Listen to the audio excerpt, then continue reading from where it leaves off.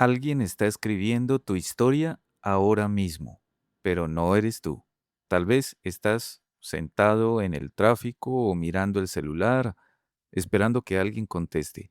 Y mientras tanto sientes que tu propia vida se arma con pedazos sueltos, decisiones a medias, errores que de pronto llevas por años.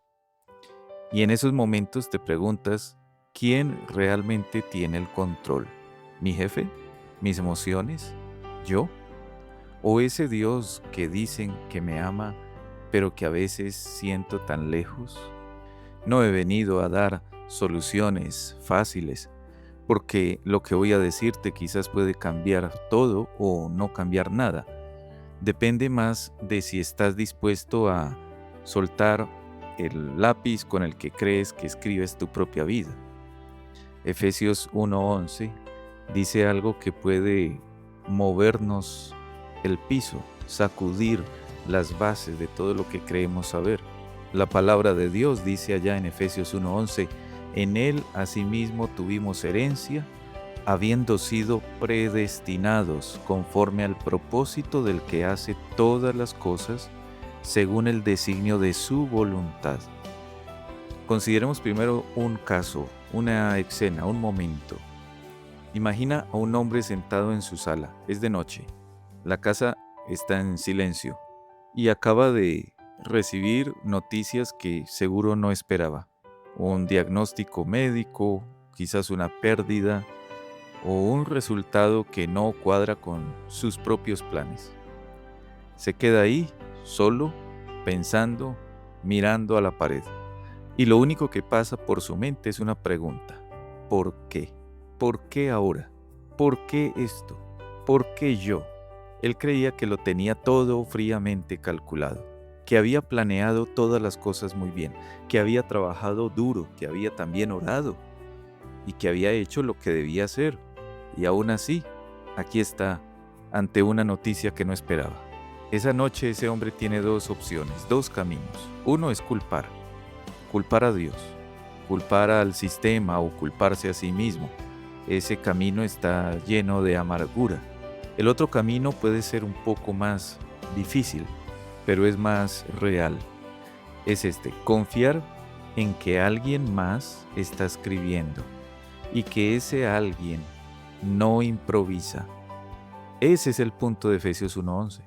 Pablo no está hablando de pensamientos humanos, está hablando de una verdad que sostiene tu propia vida cuando todo lo demás puede irse al suelo. La escritura dice, habiendo sido predestinados conforme al propósito del que hace todas las cosas según el designio de su voluntad. Consideremos poco a poco este texto, porque aquí hay mucho más de lo que pudiéramos ver a primera vista. Primero, dice allí, en él tuvimos herencia. No dice que tal vez tengamos herencia, no dice si nos portamos bien vamos a tener herencia. Allí lo que dice es que tuvimos. Tiempo pasado, pero ya sucedió. Antes de que nacieras, antes de que cometieras tu primer error, antes de que sintieras tu primera duda, Dios ya había decidido incluirte en su herencia, no por lo que harías, sino por lo que Dios es. El texto sigue diciendo, habiendo sido predestinados. Esta palabra sé que incomoda a muchos, porque suena a que no tienes voz, a que no tienes opción, a que no tienes decisión propia, como si fueras un robot o una marioneta, o que tus decisiones no tuvieran ningún tipo de importancia. Pero eso no es lo que dice el texto. Predestinado significa que Dios, en su soberanía, decidió de antemano el destino final de quienes creen en Cristo Jesús. No significa que te obligo a creer, significa que si hoy crees es porque Él primero te escogió. Y eso, querido oyente, debería quitarte el peso de los hombros, porque si tu salvación dependiera de ti, de tu fuerza, de tu constancia, de tu pureza, pues ya habrías perdido esa salvación. Pero Gloria a Dios, no depende de ti, depende de Dios. El texto también nos dice, conforme al propósito del que hace todas las cosas. ¿Escuchaste bien? Todas. No solo las cosas agradables, no solo los milagros visibles, no solo los días buenos, no solo las cosas que queremos, sino todas las cosas, incluso esa pérdida o esa traición o incluso esa noche difícil donde sentiste que Dios no estaba presente. Dios no está reaccionando, no está improvisando, Dios no está sorprendido. Dice la Escritura que Él hace todas las cosas según el designio de su voluntad. Y esto no es fatalismo, esto es soberanía divina, soberanía de Dios. Y hay una diferencia enorme aquí. El fatalismo dice, todo está escrito y no importa lo que tú hagas. En cambio, la soberanía de Dios dice, todo está bajo control y ese control está en manos de un Padre celestial en los cielos que te ama. ¿Notas la diferencia? El fatalismo te paraliza, pero la soberanía de Dios te da libertad, te da seguridad, te da confianza en el único Dios vivo y verdadero.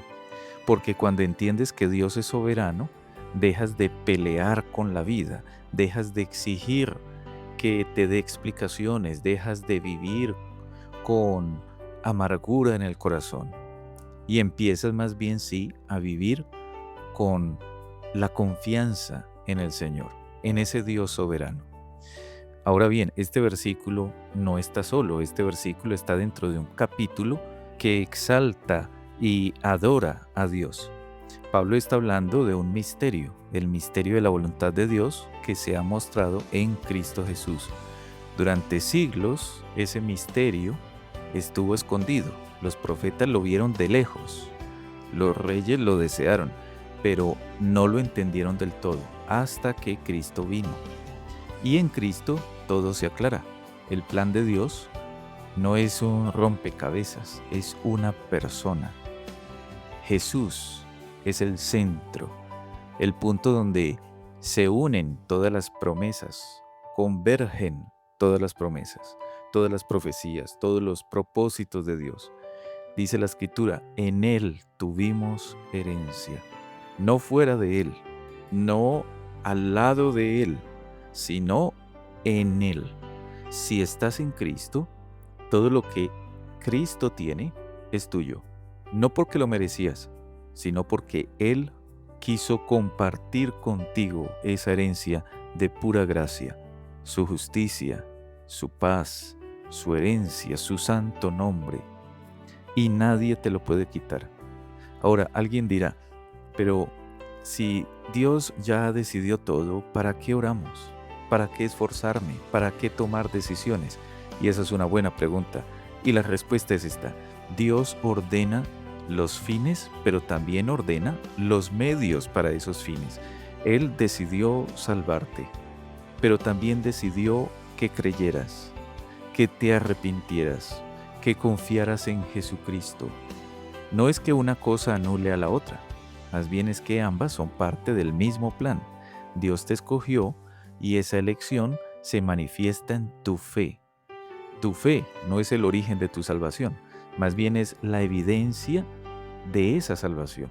Así que ora, sí, esfuérzate, claro que sí, toma decisiones, porque esas son las herramientas o los medios que Dios usa para cumplir su propósito en ti. Pero nunca olvides, no estás solo en esto, no depende de ti. Y eso es una muy buena noticia, porque si dependiera de ti ya estarías perdido. Pero Dios no deja las cosas a media. Lo que empieza, lo termina. Lo que promete, lo cumple. A quien llama, lo salva. Y lo hace, conforme a la Escritura dice, según el designio de su voluntad.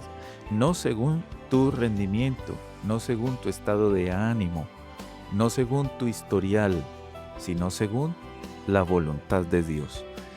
Y su voluntad, dice la Santa Escritura, es buena, agradable y perfecta. Ahora bien, esto tiene implicaciones para tu vida diaria. Piénsalo.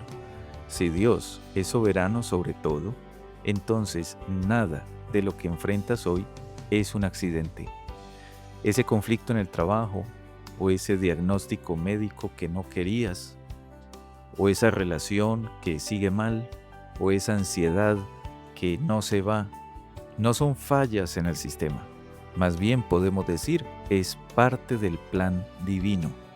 Dios no perdió el control, nunca lo tuvo que recuperar porque nunca lo perdió. Y Dios está usando todo eso, todas esas circunstancias, para moldearte, para acercarte a Cristo, para despojarte de tu propia autosuficiencia. Porque la autosuficiencia es el enemigo de la fe. Y Dios te ama demasiado como para dejarte autosuficiente. Así que permite que llegues al límite, permite que sientas que no puedes más, permite que te rindas a veces, porque ahí, justo ahí, es donde comienza la verdadera fe, la confianza en el Dios soberano. Cuando dejas de intentar controlar todas las cosas, cuando sueltas el volante, como dicen, cuando dices, Dios, ya no sé qué hacer, pero confío en ti. Ese es el momento en que tu vida deja de ser tuya y empieza a ser suya, de Dios. Y créeme, eso es lo mejor que te puede pasar, porque Dios escribe mejores historias que tú y que yo. Y su final siempre será glorioso. Pablo dice que todo esto es para alabanza de su gloria.